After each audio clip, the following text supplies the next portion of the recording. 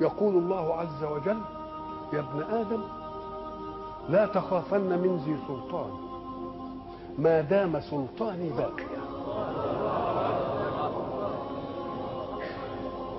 وسلطاني لا ينفد أبدا. يا ابن آدم لا تخشى من ضيق الرزق، وخزائني ملآنة وخزائني لا تنفد أبدا. يا ابن آدم خلقتك للعبادة فلا تلعب، وضمنت لك رزقك فلا تتعب.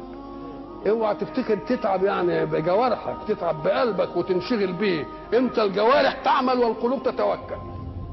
الجوارح تعمل والقلوب تتوكل. خلقتك للعبادة فلا تلعب، وضمنت لك رزقك فلا تتعب. فوعزتي وجلالي إن رضيت بما